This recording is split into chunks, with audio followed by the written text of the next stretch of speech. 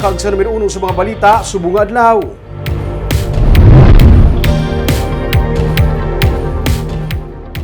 May 30 ka mga illegal structures ang ginpadalaan sa notice of violation kag ginpauntat ang construction kag operation sa sulod mismo sa Northern Negros Natural Park.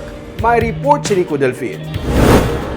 Sang nagsugod ang COVID-19 pandemic, nag-inulot man ang mga illegal structures, mga resort kag kapehan nga natukod kag naga-operate sa sulod sang Northern Negros Natural Park. Suno kay Joan Herangaya, OIC Penro Officer kag Concurrent Park Superintendent, may masobra na sa 30 ka mga nagapanag-iya sang illegal structures ang napadalan sang notice of violation kag tigayon nga napauntat ang construction kag operation sa nasakpan sang NNNP. Especially sang ining gusto magbakal, gusto magpatindog sang balay is a challenge man sa Protected Area Superintendent Office.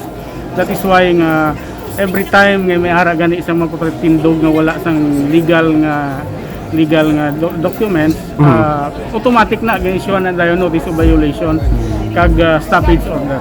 Sa pagsaulog sang Northern Negros Natural Park Day sa Gawahon Eco Park sa siyudad ng Victorias, nanawagan man ang mga opisyal sa Department of Natural Resources Office sa provincial kag local officials sa pagpabaskog sang tikang agod mapangapinan ang masobra 70,000 hectares nga kagulangan nga nasakpan sang 11 ka mga local government unit sa Northern kag Central Negros.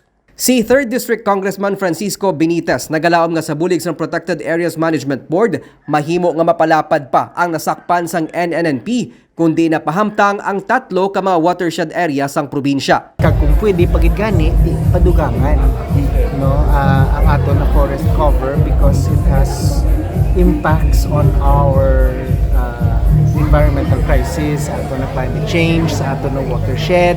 DNR has to help provide and capacitate the LGUs in terms of the kind of ordinances that they need to pass in order to properly regulate the development within the multi-use zone na subong obligasyon na sang LGU, hindi lang sang DNR. Kadungan sang NNNP Day, ginpatigayon man ang tree planting activity, trade fair, kag ang iban pa nga mga aktibidad sa Gawahon Eco Park nga among nagapanguna nga atraksyon sa Victoria City. Ginpahayag ni Mayor Javi Benitez ang plano sa pagtukod sang Gawahon Eco Park Development Authority sa tuyo nga mapasanyog pa ang turismo kag ang pag-amlig sa 24 hectares nga kagulangan nga sakop sang NNNP sa siyudad sang Victorias. So I think it requires legislative teeth para get mas may klaro authority. And we're seeing it as now recommended authority pa. So Victoria's is 162 hectares. Only 24 is really allowable for development. The rest is protected. So with the 24 hectares, let's do our best to really, again, have that coexistence of conservation efforts and economic development. 2005 sang natukod ang National Integrated Protected Areas System o kun NIPAS-AC agod maamligan ang kapin 70,000 hectares sang kagulangan nga nasakpan sang Northern kag Central Negros. Nico Delfin para sa DigiCast Negros.